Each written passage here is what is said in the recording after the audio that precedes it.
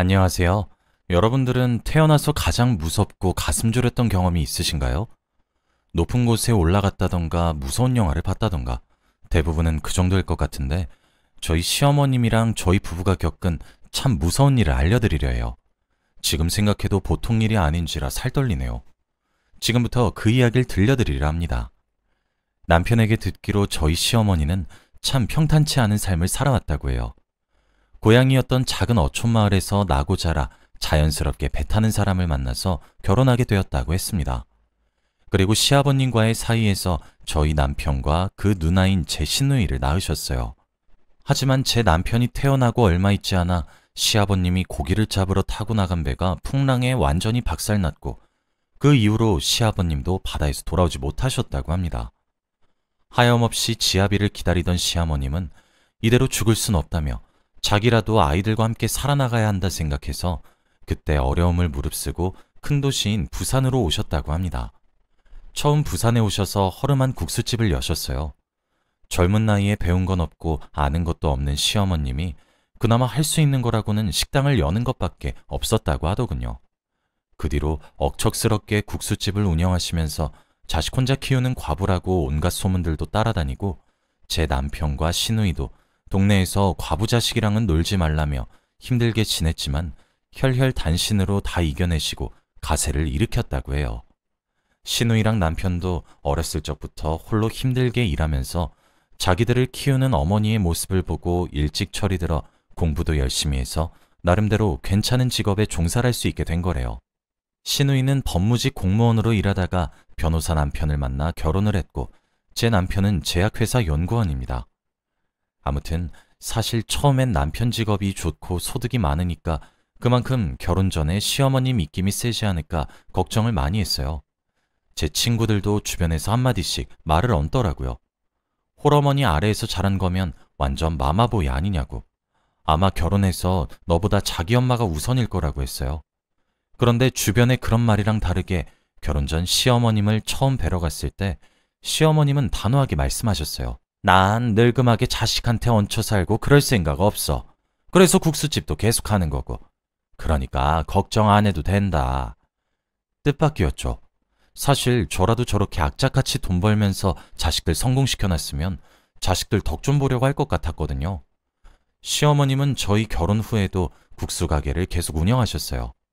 처음 테이블이 3개나 될까 싶은 협소한 곳에서 시작해 점점 소문이 나고 유명해지자 이제는 번화가의 2층짜리 건물로 옮겨 종업원을 많이 거느리는 국수 가게가 되었습니다. 나름대로 아는 사람은 아는 지역 맛집이었어요. 아무튼 남편과 결혼 후에도 말만 번지르르 하셨던 건 아닌지 시어머님은 정말로 남편이 주고 싶어서 매달 붙여드리는 용돈 외에는 특별한 요구나 그 흔한 고부 갈등 같은 것도 없었어요. 시어머님 첫인상이 시장통에서 국수집을 오래 하다 보니 말투도 무뚝뚝하고 인상도 단호하셔서 제 입장에서는 편하게 대하기가 어려웠는데 알고 보니 속은 깊고 따뜻하신 분이셨어요. 요즘에 이런 걸 츤데레라고 하나요? 겉으론 차가운데 속으로는 챙겨주고 생각해주는 거요. 딱 저희 시어머님이 그래요. 하루는 시어머님이 기어코 과일을 깎아주시겠다는 거예요. 제가 하겠다고 한사코 말렸는데도 시어머님은 너는 과일 깎는 게 불안해서 못 지켜보겠다 하시고는 본인이 복숭아를 깎으시는 거예요. 그러다가 TV 보던 남편이 예쁘게 깎여진 첫 조각을 먹으려고 손을 들이미는데 시어머님께서 손을 찰싹 치시고는 얘가? 이건 새아가 거야 말씀하시는 거예요. 그런 뒤에 손수 입에 넣어주시는데 솔직히 조금 놀라기도 하고 감동도 받았어요. 어머님이 대놓고 말씀은 안 하시지만 늘 저를 생각하고 계시구나 알게 된 일이었어요. 제가 너무 앉아만 있는 건 아닌가 해서 일어나서 일감을 찾으려고 부엌을 배회하면 또 시어머니께서는 왜 이렇게 똥 마려운 강아지 마냥 이리 갔다 저리 갔다 해. 할 거 없다 새아가. 앉아서 쉬어. 곱게 자란 남의 딸 일 시키면 사돈댁이 욕해. 하시면서 남편을 불러서 저기 쌓여있는 설거지나 하라고 시키세요. 그럼 남편은 또 군말 없이 가서는 척척 해내죠. 아무튼 시어머니도 아닌 척 하시지만 다정하시고 남편도 이런 집안 분위기에 적응해서 살다 보니 굳은 일이 있으면 그냥 자기가 알아서 하려고 하지 저 안 시키더라고요. 결혼 참 잘했다 싶었습니다. 처음에 걱정하던 친구들도 이제는 부러우니까 그만 얘기하래요. 그렇게 행복한 결혼 생활을 이어오고 있었습니다. 어느 날 남편에게 다급한 전화가 걸려왔어요. 글쎄 시어머님께서 계단에서 구르셔서 무릎이랑 발목을 다치셨대요. 원래도 시어머님이 관절이 좋지 않아서 남편이 걱정하면서 영양제 사다 드리고 했었는데 얘기를 들어보니 좀 많이 다치신 것 같더라고요. 황급히 병원으로 달려가 남편과 함께 의사분의 얘기를 들어보니 입원도 하고 퇴원 후에도 재활치료를 받아야 한다고 하셨습니다.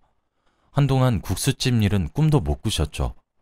간병인도 붙여드리고 혹여나 시어머님이 심심해하지 않게 남편이랑 제가 번갈아 가면서 병문안을 가서 얼굴도 비추고 그랬습니다. 사실 시어머님이 다치신 건 정말 슬픈 일이지만 내심 시어머님이 이렇게라도 일을 잠시 쉬게 돼서 다행이라고 생각했어요. 시어머님은 국수집에 대한 열정이 대단해서 명절 당일 같은 경우를 제외하고는 매일을 빠짐없이 일하셨거든요. 제가 어머님 이제 연세도 있으신데 조금 쉬엄쉬엄 하세요 라고 말하면 시어머님께서는 그동안 매일 이것만 해왔는데 이거 안 하면 내가 하루에 뭘 하면서 시간을 보내. 난 할 줄 아는 게 국수 마는 거밖에 없어 하셨어요. 그래서 그런지 시어머님은 입원 중에도 계속 국수 가게 걱정을 하시는 것 같았죠. 자기가 문을 안 열면 매일같이 찾아오시는 단골분들도 식사할 곳이 없어지지 않느냐면서 단골 손님을 생각해서라도 문을 열어야 하는데 라고 하셨죠. 그래서 제가 차라리 매니저를 아예 고용하시는 게 어떻겠냐고 말씀드렸어요. 요즘은 다른 식당들도 전부 이런 식으로 운영한다고. 어차피 어머님이 회복하시면서 문 못 여시는 기간 동안 단골 손님들이 그냥 돌아가시는 것보다 매니저라도 고용하셔서 대신 운영하는 건 어떻겠냐고요. 새로 고용한 매니저 월급만 빼면 수입도 계속 지킬 거니 괜찮을 거라고 설득해봤는데 시어머님도 고민하시다가 승낙하셨어요. 그래서 시어머님이 입원하는 동안에도 국수집은 열 수 있었습니다. 시어머님도 본인이 일하지 못하는 건 조금 아쉽지만 내심 일을 하러 나가지 않아도 매달 통장에 수입이 딱딱 찍히니 싫지 않아 하시는 눈치였죠. 그러다가 퇴원 시기를 앞두고 제게 말씀하시더라고요. 내가 무식해서 그동안 악착같이 돈 벌어야 한다는 생각에 빠져 있었는데 잠시 쉬는 동안 얼마나 편하고 좋았는지. 너무 미련했어. 돈만 벌면 인생 어떻게든 되는 줄 알았는데 막상 이렇게 살다 보니 일만 하다 죽으면 내 인생 무슨 의미가 있나 싶더구나. 그 강인하신 분이 눈가에 눈물도 비치시면서 말씀하시는데 저도 마음이 쓰였어요. 남편으로부터 시어머님이 얼마나 힘들게 살아오셨는지 전부 들었으니까요. 어머니, 앞으로 국수집은 다른 사람한테 맡기고 어머님은 저랑 이것저것 많이 하고 놀러 다니기도 하고 그래요. 라고 웃으면서 말하니 시어머님께서 제 손을 한번 힘줘서 꽉 잡고 고맙다 한마디 하시더군요. 시어머님이랑 정말로 친가족이 된 것 같은 기분도 들었어요. 그리고 재활 때문에 아픈 관절로 병원에 자주 왔다 갔다 하셔야 하는 시어머니를 생각해 남편과 상의 끝에 시어머님과 합가하기로 했습니다.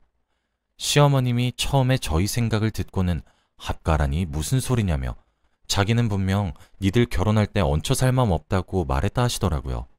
그래서 제가 괜찮다고 어차피 남편이랑 저도 나이 드신 어머님 혼자 지내게 하는 거 계속 신경 쓰였다고 지금은 관절도 안 좋으신데 혹시라도 무슨 일 생기면 저희가 죄책감 들 것 같다고 말씀드렸더니 시어머니도 결국 두 손 두 발 다 드셨습니다.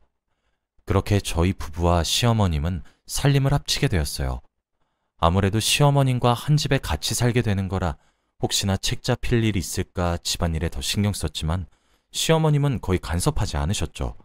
오히려 자기 기준에 충족되지 않으면 별말 없이 본인이 도맡아서 하는 편이었죠. 이런 모습을 보고 있자니 남편이 시어머님을 쏙 빼닮았구나 싶었습니다.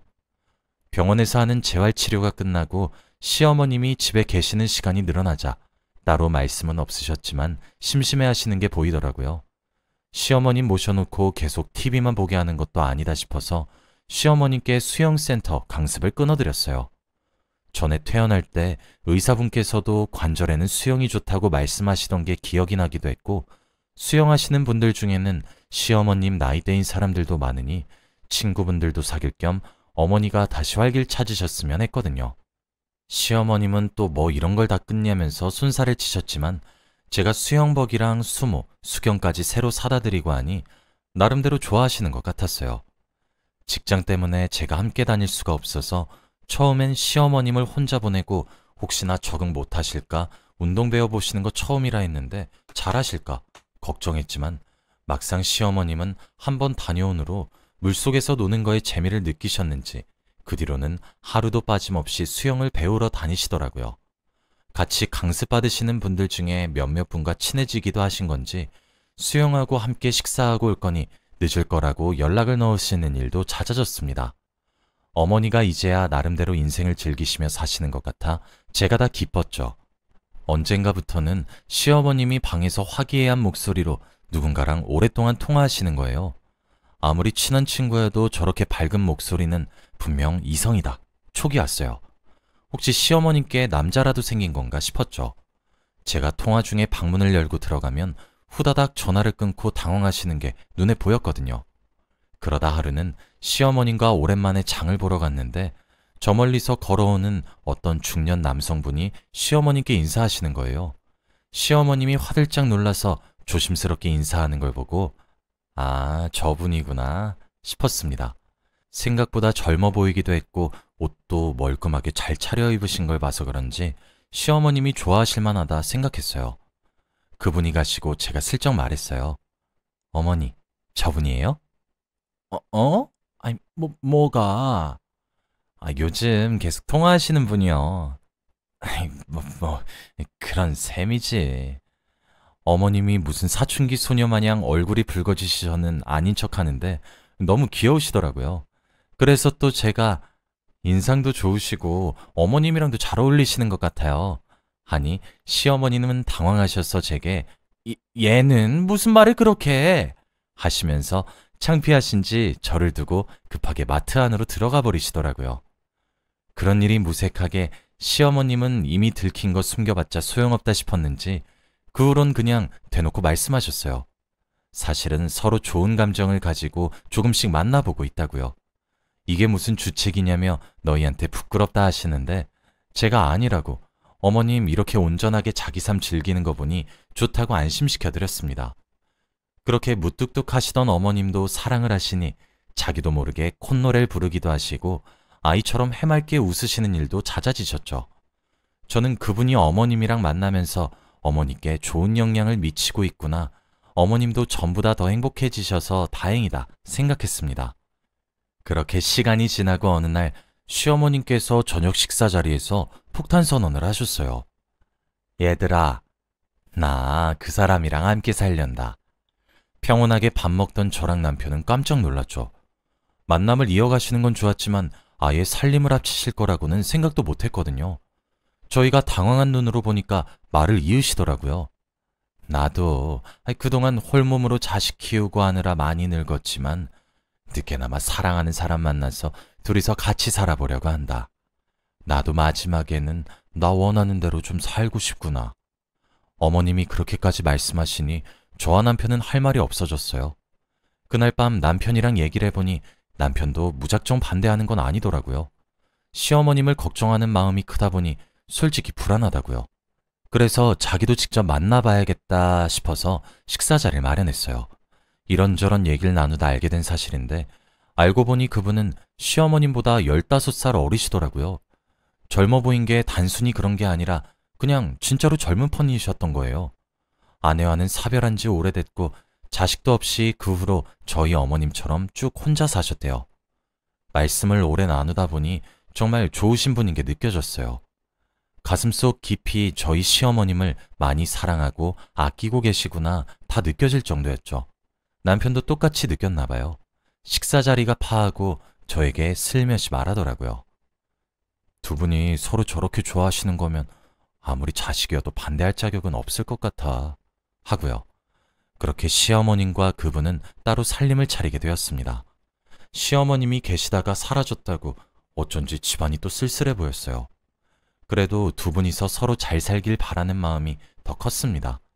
가끔씩 보고 싶을 때면 연락이나 전화도 했고 그때쯤 저랑 남편도 직장 때문에 바빠져서 이리저리 정신 없었습니다. 무소식이 희소식이겠거니 했습니다. 시어머님도 원래 성격은 무뚝뚝하시다 보니 저희가 먼저 연락하는 게 아니면 먼저 연락을 거시지 않으셨어요. 게다가 사소한 걸로 연락하면 통신비 아깝게 왜 쓸데없는 걸로 전화라냐 하셨기 때문에 저희는 별로 신경 쓰지 않았습니다. 그렇게 한 달쯤 지났을까요? 늦은 새벽이었어요. 잠들어 있었는데 누가 저희 집 현관문을 미친 듯이 두드리는 거예요. 이 시간에 올 사람이 없는데 대체 어떤 놈인가 싶기도 하고 세상에 별일이 다 있다는데 무섭기도 해서 남편이 한 손에 골프채를 들고 나가보니 시어머님이 아니겠어요?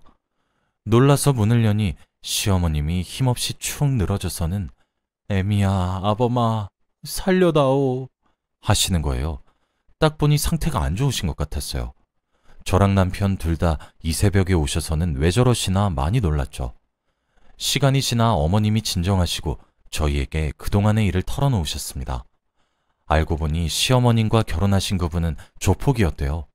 처음부터 어머님이 갖고 계신 재산이랑 부동산을 노리고 계획적으로 접근한 거였고 결혼 후에 자기 조직이 형님이고 동생까지 다 불러들여서 시어머님을 협박해 부동산이랑 시어머님 가게를 담보로 잡아 돈을 끌어모았대요.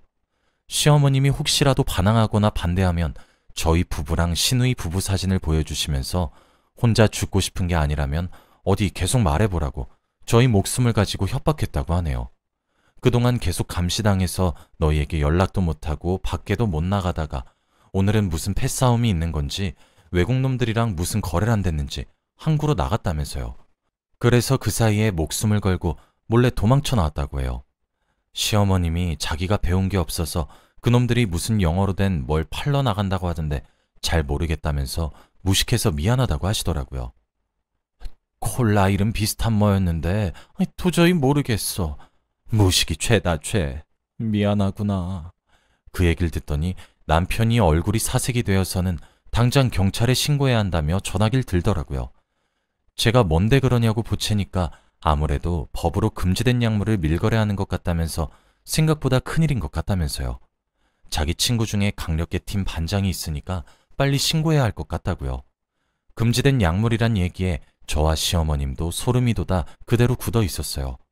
남편의 빠른 신고 덕에 특수반이 출동했고 저희 어머님 얘기를 듣고는 혹시 모르니 형사를 몇 명 보내서 지키겠다는 소리까지 듣고서야 조금 안심할 수 있었습니다. 나중에 형사분께 전해 들으니 다행히 현장에서 한 명도 빠짐없이 다 검거되었다고 합니다. 실제로 금지된 약물을 거래하는 현장이 맞았고 빠르고 정확하게 신고해준 덕에 무사히 검거할 수 있었다고요. 보통 중죄가 아닌데다가 다들 조직폭력배라 초범이 아니라 그런지 감옥에서 오래오래 썩다가 나올 거니 걱정 말라고 해주셨어요. 시어머님은 그 소리를 듣고 나서야 이제야 마음이 편해졌다는 듯 작게 한숨을 내쉬셨습니다. 그리고 우시면서 말씀하시더라고요. 내가 참 주책이었어. 이렇게 가슴 떨리는 게 언젠가 싶어서 나도 모르게 빠져들었는데 그런 놈이었을 줄이야. 얘들아, 너희에게도 쓸데없이 걱정 끼쳐서 미안하구나. 어머니야말로 협박당하시고 많이 무서우셨을 텐데 시어머님이 자책하시는 걸 보니 제 마음이 더 아파왔어요. 아니라고 시어머님 덕에 그런 놈들도 잡고 경찰분들은 고마워하신다고 비록 상처 입으셨지만 저희랑 즐겁게 여생 보내면서 지워가면 된다고 두 손 꼭 잡아드리며 말씀하시니 저를 안고 엉엉 우셨습니다. 시간이 지나 시어머님은 예전처럼 활기를 되찾으셨어요. 저랑 맛있는 것도 먹으러 다니고 공기 좋은 곳에 바람 쐬러 가볍게 여행도 다녀오고 그렇게 마음 편히 인생 즐기면서 사세요. 상처는 누구나 입지만 어떻게 하느냐에 따라서 빨리 낫기도 곪기도 하는 것 같아요. 시어머님은 빠르게 회복하시고 훌훌 털어내셔서 다행입니다. 여러분들도 여러분만의 상처가 있다면 빨리 아물어서 행복을 되찾으시길 바랄게요. 사연 들어주신 모두들 감사합니다.